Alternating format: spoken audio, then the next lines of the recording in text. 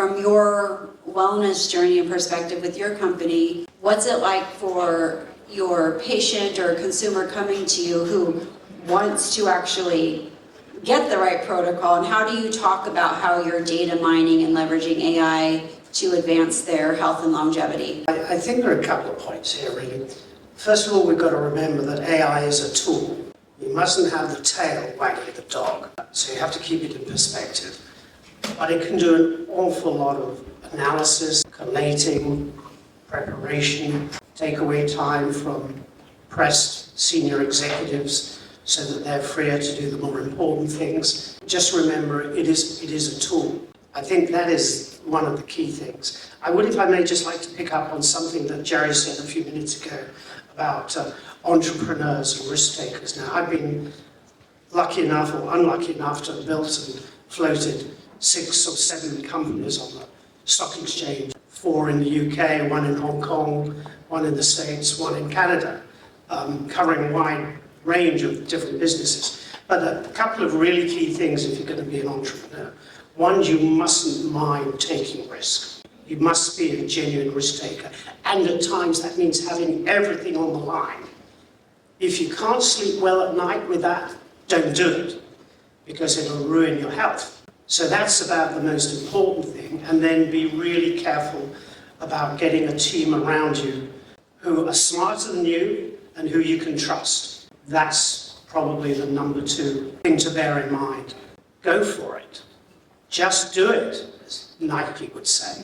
And I love that. Phil Knight actually lives right up the hill from me in Oregon, so I love Phil Knight quote person.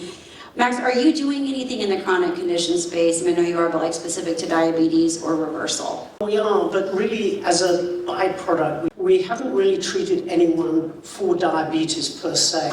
But lo and behold, a number of people we have treated for a particular condition who happen to be diabetic, their insulin levels went back to normal.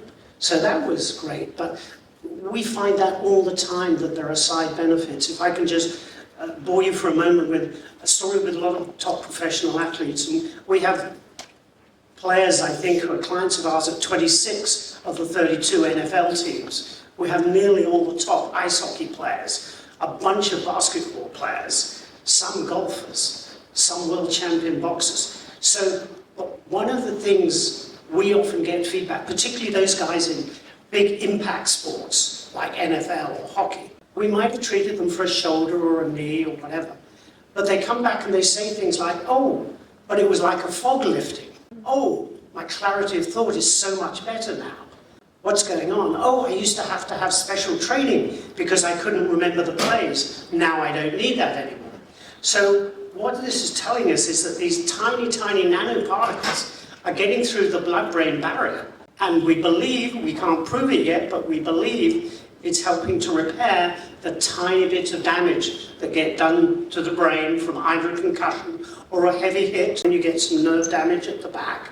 And that's why we've had such success with the neurodegenerative patients who we can never cure the disease, but with Parkinson's and MS, and indeed MND, dementia, we've had a lot of success at either slowing the advance, sometimes getting people completely stabilized, so it's not advancing, sometimes turning the clock back to some degree, which is fantastic in terms of their quality of life. But you'd still be living with the disease, and it's always a question of managing it to best effect.